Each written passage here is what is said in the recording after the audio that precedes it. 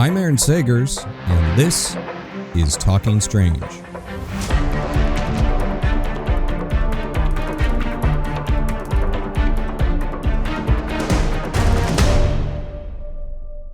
Hello, spooky nerds, and welcome to Talking Strange, a paranormal pop culture show with the Den of Geek Network, available on Apple Podcasts, Spotify, YouTube. I'm your host, journalist, author, researcher of weird things, Aaron Sagers, also appearing as the host of the Netflix series 28 Days Haunted, and you can catch me on the Travel Channel and Discovery Plus show, Paranormal Caught on Camera. Now, before we bring in our guest, Jon Wright, director of Unwelcome, got a question for you. Do you have a story about a haunted doll or a toy that made life hell? I want to hear about it. The Talking Strange Paranormal Podcast is teaming with Full Moon Features to give away, only 900 of these have been made, to give away a 1-to-1 scale replica Baby Oopsie doll, the demon toy from the movie franchise. And to get this, all you got to do is you email me your true scary story about a haunted toy or haunted doll or cursed doll or demon toy, whatever works for you. Email it to talkingstrange@denofgeek.com, and we'll read the winning story on the March 7th episode of Talking Strange. Now on to my guest. Director Jon Wright, also from Grabbers and Robot Overlords, has a new movie out called Unwelcome.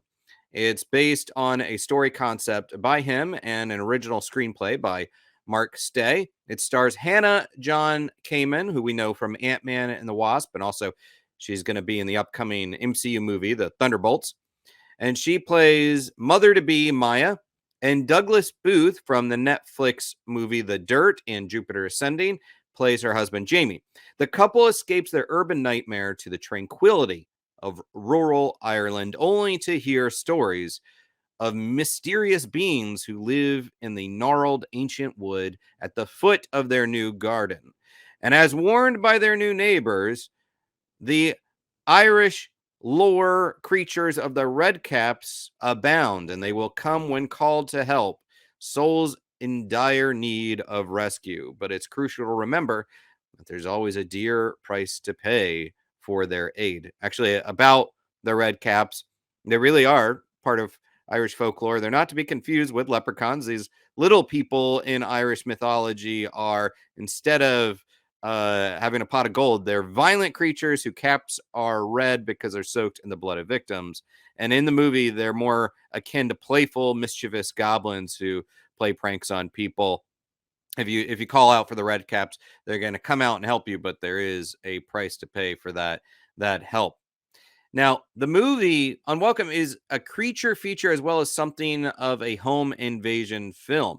It begins with this couple that's threatened in their London flat, only to move to the Irish countryside, and they inherit a home that's been left to them by an aunt who has passed away. And they set about doing renovations on the home, as well as interacting with these superstitious townspeople who warn them to set out food nightly for the Redcaps.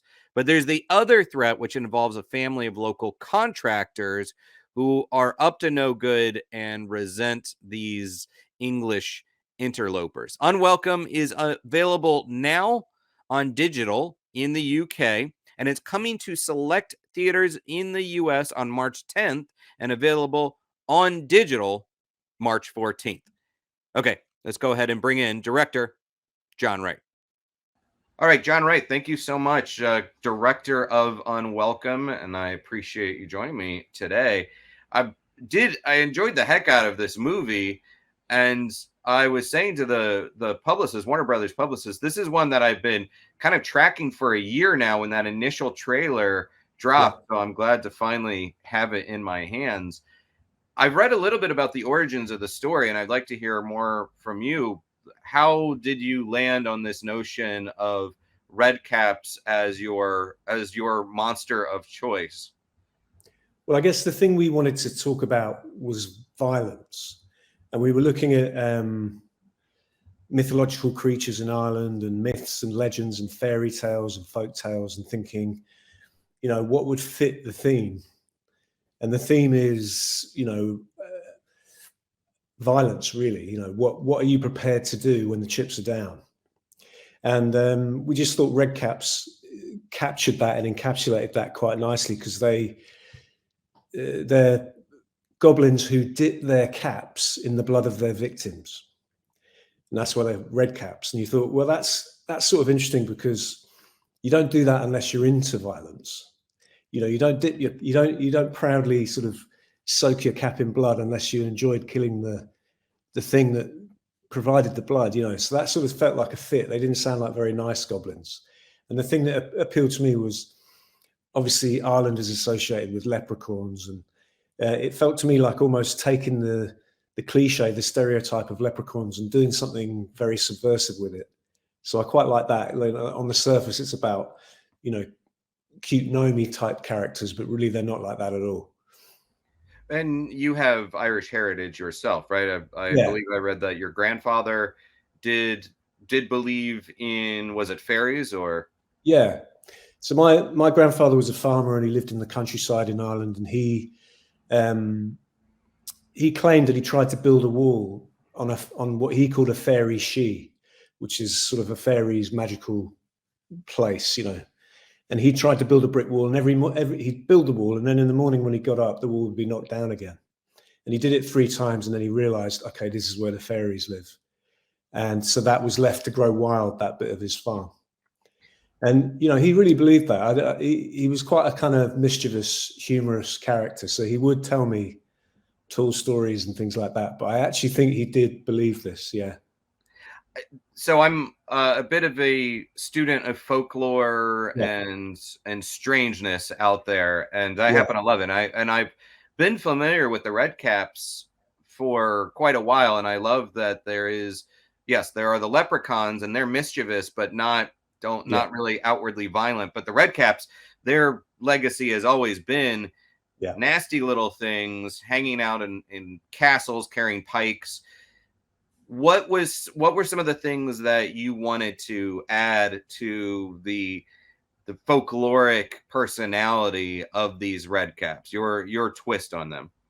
I mean, I suppose we sort of wanted to make them take a kind of gleeful pleasure in what they do. And they do some really horrible things in the movie, particularly in the final third. They do some very nasty things. And we wanted to make it so that they don't feel guilty. They don't feel apologetic about it. They sort of love it, you know.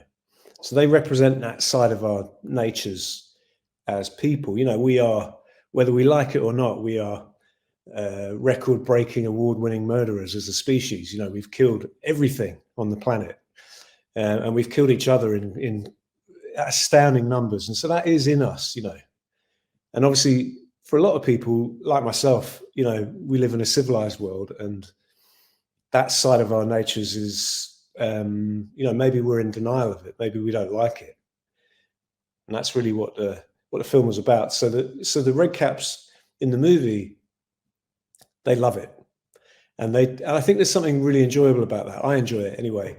You know, it's the thing I enjoyed about Gremlins, Joe Dante's Gremlins, the sort of the mischievous glee and the pleasure that they took in all of the havoc that they were wreaking. And I suppose they were a bit more, you know, they were more like tricksters, I suppose. But we kind of take that and push it a bit further even.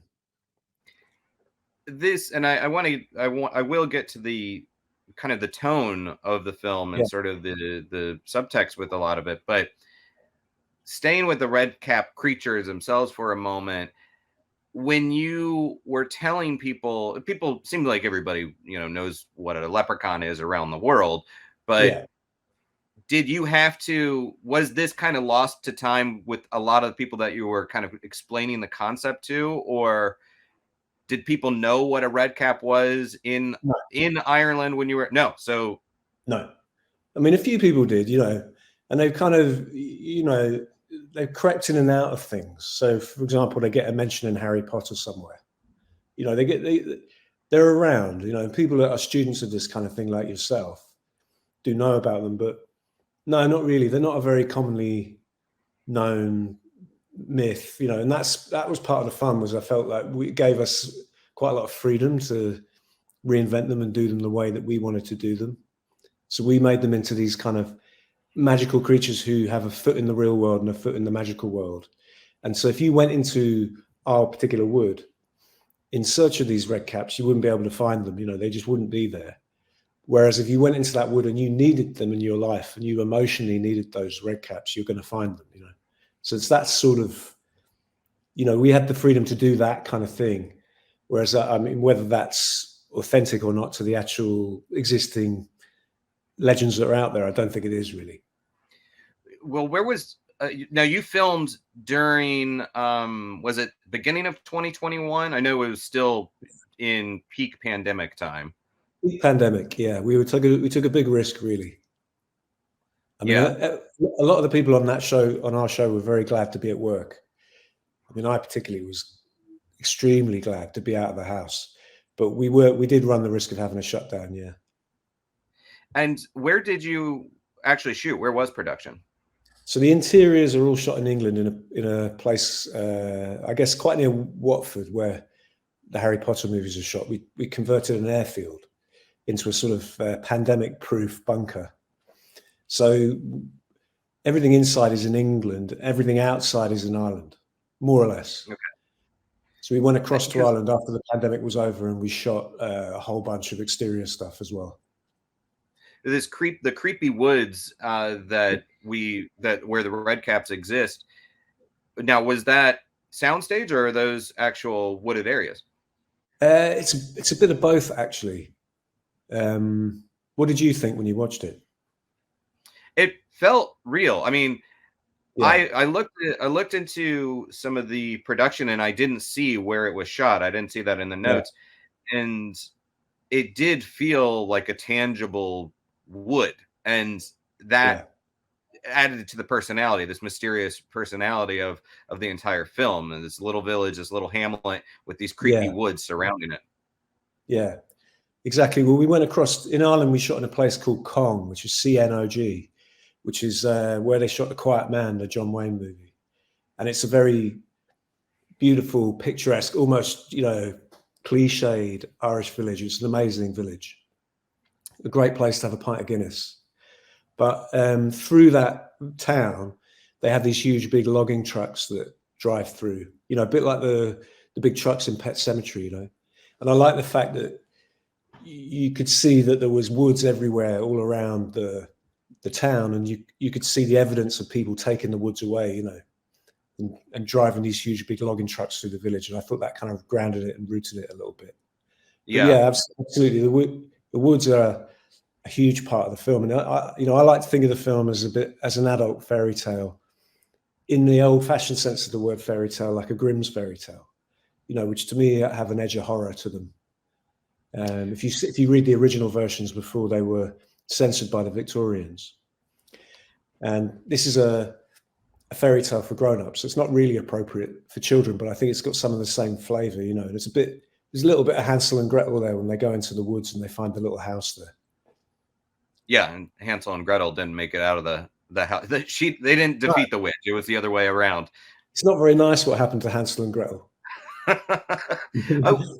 This is sort of a two-part question, but for you as a storyteller, why do you think there's an appeal to folk horror and examining thesthese old beliefs through the context of our modern lens?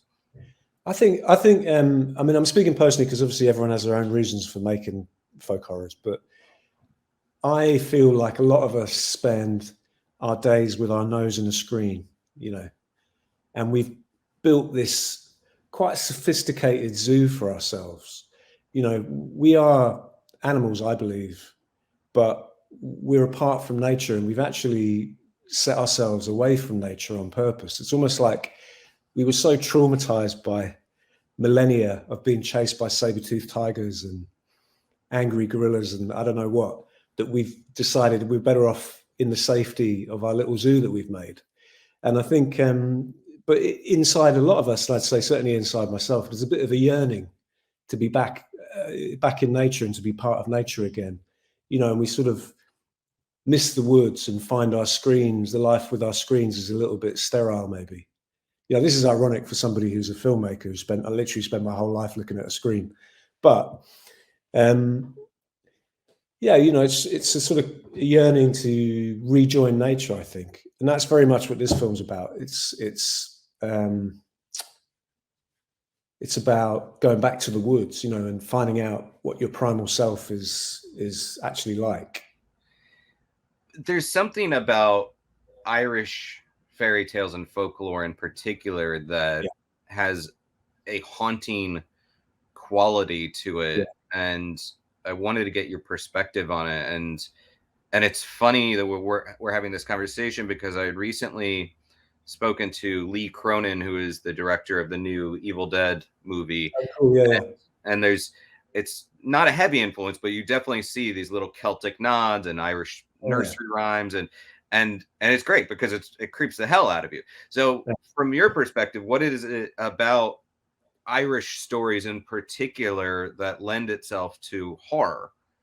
Well, I guess, I'm that person who left Ireland as a very young kid and went back there every summer and spent my summers there. And it's sort of, I suppose because of that, because I'm that person who doesn't live there, it's quite a romantic place for me, and it has a little bit of magic for me, Ireland. And so, I probably see it through that lens, but also when you read all the fairy tales, all the old fairy tales, the Irish ones are a bit different.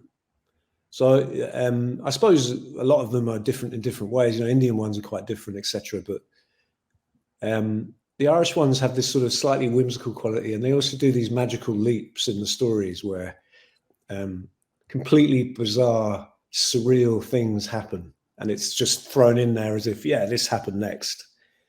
But it doesn't necessarily follow everyday logic. It follows a sort of dream logic.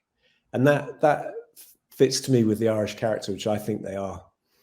Not everybody, but I think a lot of Irish people are quite poetic. Mm-hmm. They have that, there's a disproportionate number of poets have come from the Emerald Isle.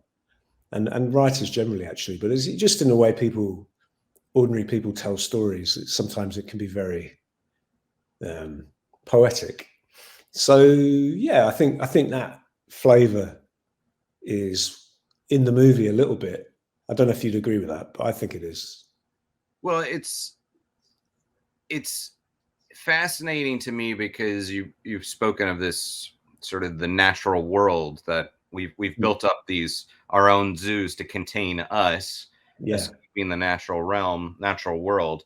And in Ireland, it's not only this wooded area, but it's the origin of these ancient people, the Druids, the Celts, so you have, and there was that magical element to what they were doing. So they were humans, but they weren't the humans that we recognize on a daily basis. They were tapped into that deeper magic. Yeah, exactly. And I think it's interesting to look back at. It's interesting to look at times where people have different values to us, And I think a lot of people find that interesting to kind of looking back to the pre-Christian era, and a lot of that stuff has carried over into what we believe and think today. But I think it's interesting to go way back to, when we were hunter-gatherers even. I find that interesting to think about. I think about that a lot as I get older. I think a lot of what we do is driven by urges that were kind of forged when we were hunter-gatherers, and we still behave in the same way in a lot of ways. A lot of the things we desire and a lot of the things that we want are to do were actually more useful and important back then. Than they are useful to us now. And I'd say violence is one of those things. I think there was a time when our violent urges were probably extremely useful and probably actually wouldn't be the difference between survival and not. And whereas now they're actually probably a bit of a nuisance. They're kind of quite unhelpful. And the more violent people are, the more likely they are to end up in prison or, completely out of society. Well, this young couple, the protagonists of the film, they're city folk. They're clearly, very well. They come across as sort of this liberal, civilized couple trying to avoid conflict. Yeah. And yet the conflict finds them. It's almost in some ways that the more sometimes conflict avoidance leads to more conflict. Yeah, absolutely. So I think anyone who's managed people, which I have, knows that you can't avoid conflict, you know. And if you try and avoid conflict, it will come and find you. And the worst thing you can do is avoid confrontation, you know.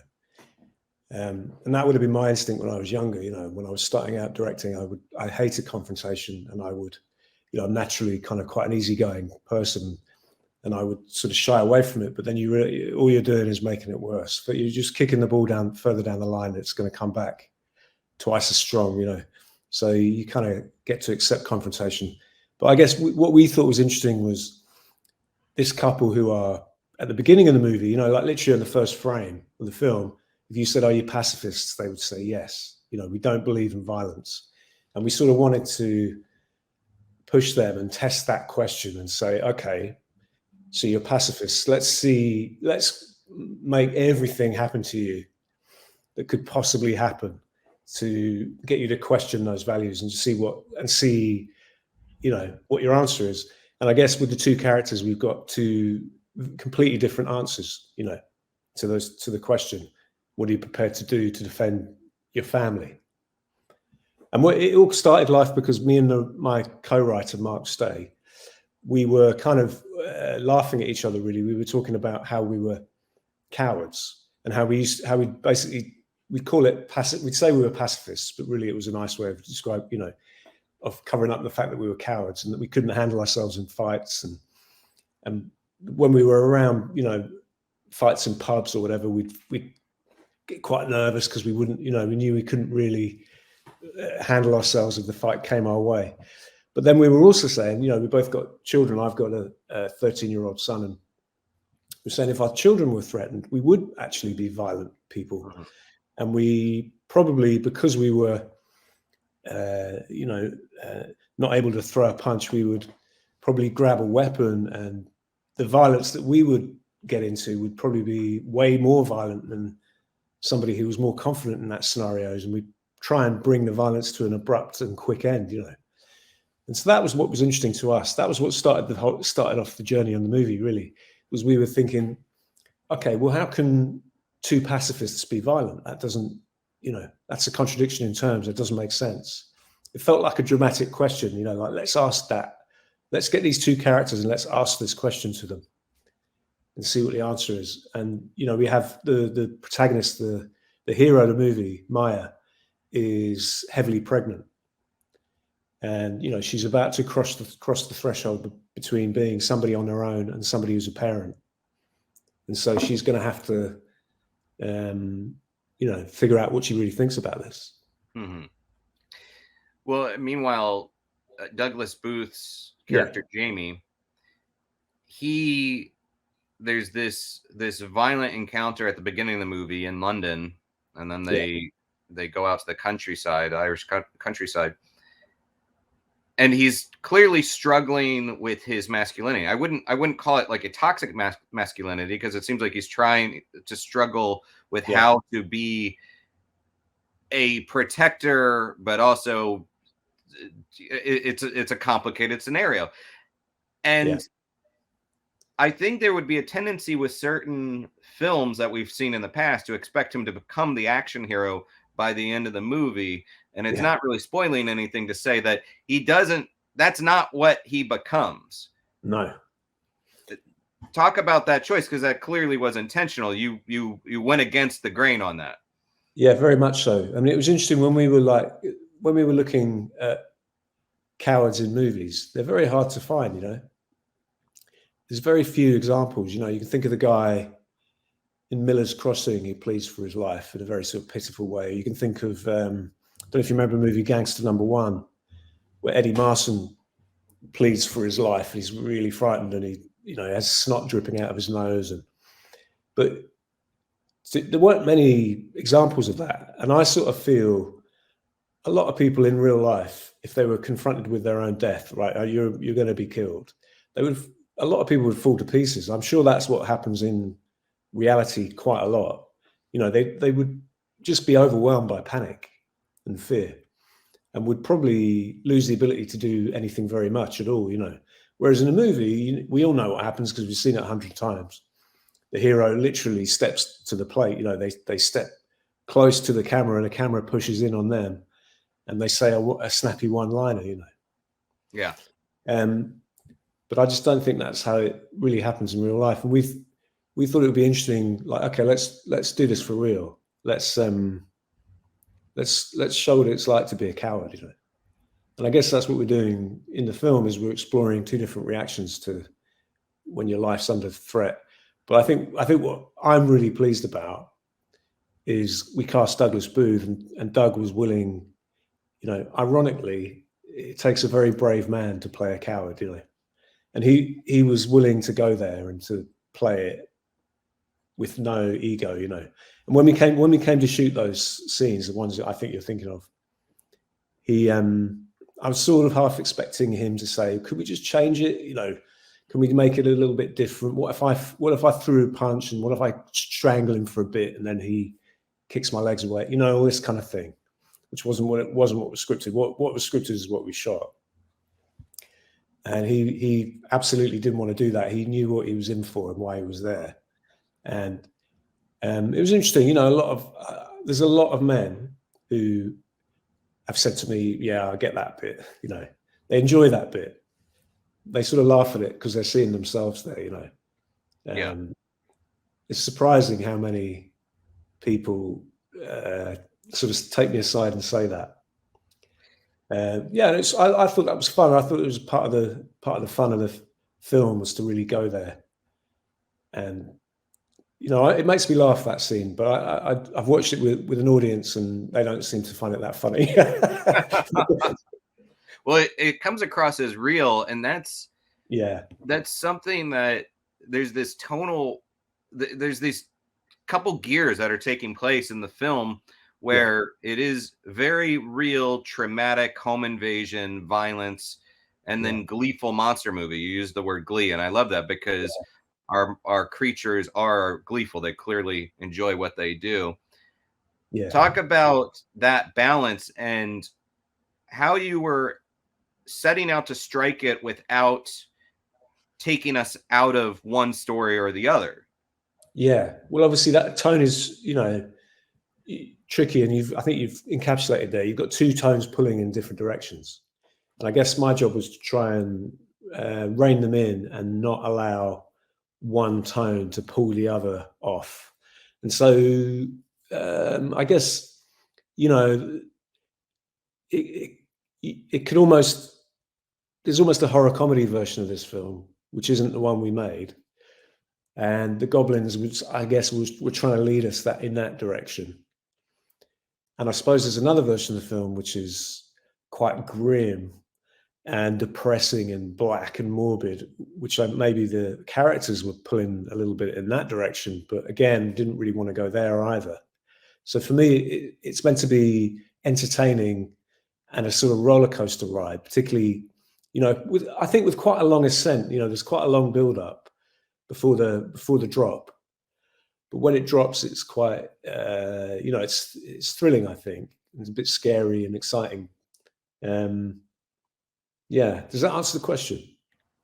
Yeah, no, I think it does, because you're able to, these could be two very different movies, but they connect very nicely. And we get to a place, and what I enjoyed about it is the tense moments where we're dealing with people being threatened and harmed by other people. You're so in that story that even though you know there are these monsters in this world on the periphery, you get lost enough in that story, in the home invasion story, that you think, well, this is it. This is where we are now, and the monsters aren't coming back. Yeah, and then they come back, and it's enjoyable because yes, you are able to build up the human tension, and I don't like that kind of movie. Like, that's the movie that it gets to me, but then the monsters come back, and I'm like, okay, I'm back in this fun part, you know. So I want to see bad guys harmed by the creatures, you know. Yeah, I guess so. I suppose they bring the fun back, don't they? Really? Yeah. Yeah, and I guess the very beginning of the movie, like the very first, I don't know what it is, 10 minutes or something. Yeah. You're in the real world, you know, because you haven't gone to Ireland yet. We're in London, and we're kind of finding the reason why they move in the first place and why they've got problems, you know. And that's the real world, yeah. Well, this town that they go to, yeah, there was, in my mind, I thought of like Wicker Man. You know, you go to a town that has a secret, and I kind of wonder. We have the one character that knows about the Redcaps and accepts their existence. And then, meanwhile, you have Colmini's family that they're just bad guys. They're doing their thing. But is there more in this town to this story? Are there more people in this town, this little hamlet, that are aware of these guys, of these Redcaps? Is there a deeper kind of thread that even in your mind you were building out with the other residents? It was never. I mean, I suppose what we try and suggest at the beginning is that maybe you're going to go down that Wicker Man road a little bit, and you know, you're looking for what's happening, you know, what's really happening, and we're throwing hints and questions and all kinds of things, you know, out there just to keep it interesting. But no, we didn't really, you know, some people in the town believe, some people don't believe. What's an absolute given is that the lady who used to live in the house that Jaime and Maya move into, Maeve, went down every evening and put a little plate with a bit of raw liver on it into a pint-sized door, you know, at the foot of her garden. And that liver vanished, and then she'd go and collect the plate. I mean, she would do that every day, you know. She believed in the Redcaps, and I guess there's various people around the town who believe in them as well, and there's various people who don't, you know. I want to talk a little bit about the creature effects as well, because I think when these are all practical effects, I'm guessing. Well, yes, in a way. So it's a kind of marriage, really. It's a marriage of two techniques. Do you remember a film called Cat's Eye? Yeah. Oh, yeah, of course. The Stephen King adaptation. Yeah. Also, so that also involving a little goblin, right? Right, exactly. And so I always remembered very fondly that final story with Drew Barrymore and that little guy. And basically, you have an actor in a costume walking around in a massive set. So, like, as I remember, he gets on a giant roller skate and things like that. And they just built this huge set. And there's something very pleasing about that, because you can see that it's real. And so what we did for this film is we built double height sets. So when that guy reaches up and opens the French door, he really is reaching up and opening a 12-foot high French door and stepping through it. And so we had people, stunt performers, wearing masks, playing the goblins. But when you get into close-ups on the masks, we had an actor called Rick Warden, who's an old friend of mine, who was motion captured, and his performance is animated onto the masks. So it's kind of a marriage of CG and practical. But I think as a result, you get a sort of a best of both worlds, where you can see when their goblins are jumping around and interacting, that they really are interacting with something. Yeah. But they are obviously small, you know, because they were short stunt performers anyway, and they were on double height sets. So, yeah. One of the reviews that I read mentioned reference like that they look like they came out of a Jim Henson workshop, and I think, well, that's pretty high praise, and they do look like they've existed. I think as a result of the techniques we use, people think that they're puppets, but I mean, they're pretty good puppets if they're puppets, you know. Yeah, I don't think you could get puppets to do that, have that range of facial expression. And one of the things I always felt about, you know, I'm obviously a child of the 80s and very influenced by, you know, the classic creature features from the 80s. But one thing that always pains me a bit when I look at them now is when you get into those close-ups, the faces are always very inexpressive and they look a bit, you know, rubbery and a bit rubbish. But then what I don't like about you know, there's some incredible CG effects, you know, incredible goblins nowadays, but I often feel when you are in the wilds and they're fighting with each other or they're interacting with the main actors, they just look a bit off, you know, that the gravity doesn't look quite right somehow.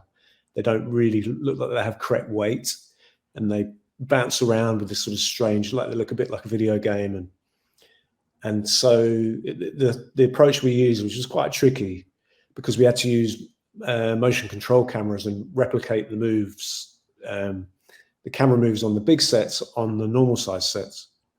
So it was technically quite challenging to do it this way, but I felt quite strongly that we would get a really good result. And yeah, I'm really pleased with how the goblins look. I think they look really cool. Yeah, no, they do. Yeah. I like it. And it's, you don't see lots of them. It's quite they're sort of held back, but that's the nature of indie filmmaking. Unfortunately, we didn't have studio budget to spend. Otherwise, you'd have a lot more goblins. But I think when you get to see them, they're really cool. You know. I mean, I'm also a child of the '80s, but yeah. Sometimes it's I mean, and it's a universal monster thing that it's when you don't see the shark, it's more terrifying. It builds the terror. So when you do see it, it's a solid payoff.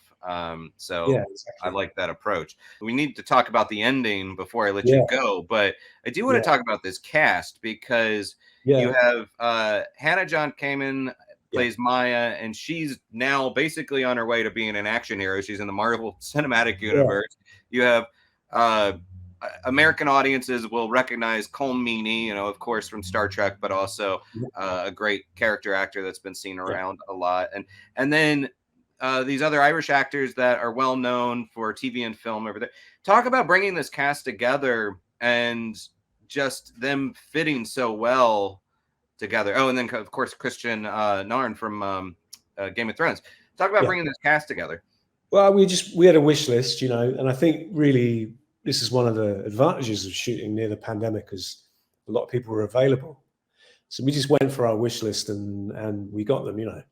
So I think, we got a fabulous cast, and those Irish actors are pretty famous in the UK and Ireland, maybe not so well known in the US from what I understand, but really, really great actors. And I think what I liked is they've all got, you know, a lot of them are known for comedy, and they brought a bit of a, you know, this isn't a comedy horror, but they brought a bit of fun. I mean, in the same way that the goblins have a kind of gleeful, mischievous enjoyment for doing wicked things, so do the Irish bad guys, you know, and they enjoy themselves as well.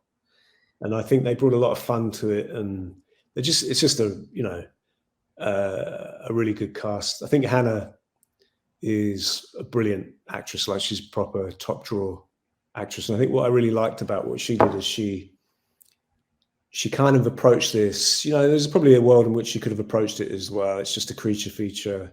It's a bit kind of glorified B movie, but she came at it like, you know, like she was doing something she might win an Oscar for. So she really, really lent into it and tried to make it real and tried to make it emotionally truthful. I think for me, that's what makes it an interesting film, is I think you've got, you know, real performances. There's nothing spoofy about the movie, really.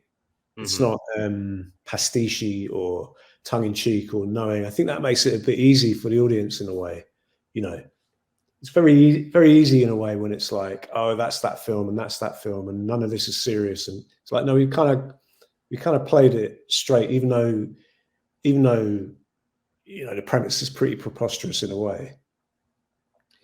Well, or is it? Well, yeah. I mean, there's parts of this world that remain, you know, fairly undiscovered. Who knows what's out there? But yeah, exactly. And it's a metaphor, you know. It's really about psychology. It's sort of like a dream logic, a dream version of a psychological problem. Yeah. Well, what does take place at the end? Because you're not the first person to ask me that question. I mean, we have this red sky, perhaps blood rain. We have she's baptized, I guess, as how did you view it, and what happens next? What's the next frame after we see end credits? Well, there was a scene that we wrote, and in the end we decided not to shoot it because we thought the ending was so powerful and sort of out there and extreme. Thought let's end it there and leave it on a high, if you like, but also with a question like, wow, what just happened then? But there was a little coda scene where Jaime is wearing a pinafore, like a thing that you wear for cooking, an apron, and he's cooking dinner, and there's a ring at the doorbell, and he goes and answers the door, and there's 3 Irish sort of lads there who are, not very nice guys, and he calls to Maya, and Maya comes and answers the door, and he goes back to cooking and looking after the baby. And then in the background you hear these fellows being torn to shreds and screaming for their lives, and Jaime says, Mummy's just looking after, Mummy's with her little friends, she'll be back in a minute, So that's what happens next. But also there's a sequel where Daddy Whelan's brother comes over from the States, his American brother, Donnie Whelan. And if Donnie Whelan can prove that Daddy Whelan's been murdered, he stands to inherit all the money that he's got in the building company. So it's about, And I don't know if you're familiar with the legend of the Fomorians, who are the Irish sea giants. I've heard of them, but go on, please. Well, they're part of the sequel as well, so that it's little people and giants. Well, and angry Americans. So I guess that's the question I was also going to ask is like, is this a world that you want to revisit and keep expanding? Yeah, I wouldn't mind. Yeah, I mean, the only issue is we built that house. The interior of that house is a massive set. I mean, a huge set, and we destroyed it, as you can tell in the film. We destroyed it, so that would have to be rebuilt. So I mean, that's the only fly in the ointment. Is that would be a major undertaking to rebuild that house. But that aside, I'd love to revisit it. Yeah, I mean, I've read a lot of times now. The film's come out in England, as you know, and a lot of the comments are, "This is a cult movie in the making. This is a cult movie." And I definitely set out to make it in the most extreme way I could, without kind of any compromise. And I don't mean in the sense of compromise, like we're on an indie budget, and so we're not making a big movie, we're making a small movie, although I think an entertaining movie. But there were no tonal or there were no real compromises at all made, and so like that ending that you mentioned, I was delighted with how out there that ending was. And I really, I've shot a lot of mainstream television, and on a television set I would be getting a tug on my elbow, and they'd be saying, "What are you doing? What the hell is going on here? You can't do it like this." And there was no tug on the elbow. In fact, everybody on the finance side, I'm very grateful for this, because I'm sure a lot of the people you talk to, whether they say it or not, don't have this experience, where they're allowed to do whatever they want. But I really was. And so I just thought, well, if we're going to do it, let's just go out, let's push it out there, and let's try and make this as singular a kind of viewpoint as it is. And I think that's what makes a cult movie, isn't it, really? And I sort of felt like I personally was getting a bit bored of the big films, they felt quite formulaic, and you could kind of see the ending coming, and you sort of think, well, I know what's going to happen. It's either going to be this or this, A or B, and then it's B, and you think, yeah, there you go. And I wanted to make a film where the ending, I hope, feels satisfying and it feels correct and it makes sense, but also it's not predictable. Like you couldn't see that exact ending coming, I don't think. No, and that is what's enjoyable, because out of the many things, I mean, Yeah. is this sort of WTF ending where like Yeah. did not expect that swing, did not expect that one. And I say that as a compliment because thank you. you're taking on this journey and then you get into a very weird place. Yeah. Yeah. I mean, it's so bizarre how we did it. Yeah. It's well, it made me laugh. I mean, I've got to be honest, when I was making it, when we put the goblins in, I just laughed and laughed and laughed. I think to me, it's really funny, but I realized my sense of humor is, you know, I learned this early on when I was sitting in Blue Velvet watching Dennis Hopper's performance, and I thought it was really funny, his performance, and I realized when I was sitting in the cinema that other people did not find it funny at all, you know, and it's probably got less funny over time, that one. So yeah, you know, it's sort of, what would you call that? Black humor, I suppose. Yeah. Yeah, but I think that I do think there's that audience for it that gets it, that's along for the ride, you know, and I think that's why something like Wicker Man continues to hold up. It's like you can go into these strange places and still, and I would even argue like Midsummer has like very funny moments and then very dark moments, and the audience is there for it. And I think it's probably also because, to your point, not compromising. You were able to tell the story that you set out to tell. And I have to say, Ari Aster's been a bit of an influence, actually, because the ending of Hereditary was exactly what I'm talking about, where with the treehouse. Mm-hmm. And as that character enters the treehouse, I just thought, what? I mean, there's no way of predicting that ending ever, ever, ever. It was so off the wall, and I really enjoyed that. And I thought, okay, well, this is interesting because this isn't formulaic at all. This is the opposite of formula. This is, the language of a kind of crazy dream. So, yeah, and again, Midsummer, you've got that fantastic shot of Florence Pugh towards the end, which is kind of what the whole movie has been building towards.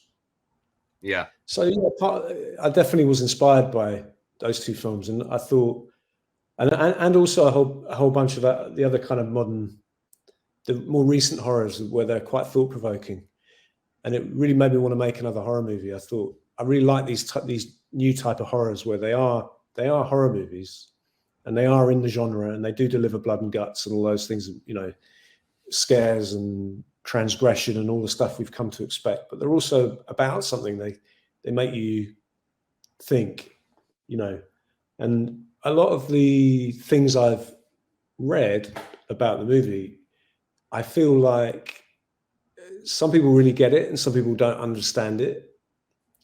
And it does feel, I think, like one of those films. It's going to take a little while to kind of for people to get used to it, and then they'll go, "Oh, I get it now. I understand what the point of view is," because I think the point of view is extremely singular, and the actors all supported that. You know, in fact, everybody, the production designer, the cameraman, everybody got behind that singular point of view. So I guess that gives you a cult movie in the end, doesn't it? Yeah. Well, I know we're out of time, but I've thoroughly enjoyed speaking with you, and I thoroughly enjoyed the movie. Too. It was a good ride, and you know, stressed me out, and then and then delivered the violent mischief that I love. So it was hitting me on two different cylinders there. So exactly. John, thank you so much for your time, my friend. Thank you. Thanks a lot. That was a good chat. Thank you. I enjoyed it.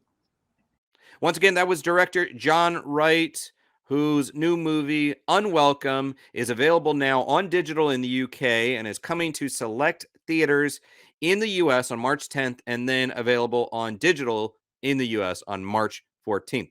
And this has been Talking Strange. If you have a story you'd like to share of the strange and the unusual, email us at talkingstrange@denageek.com.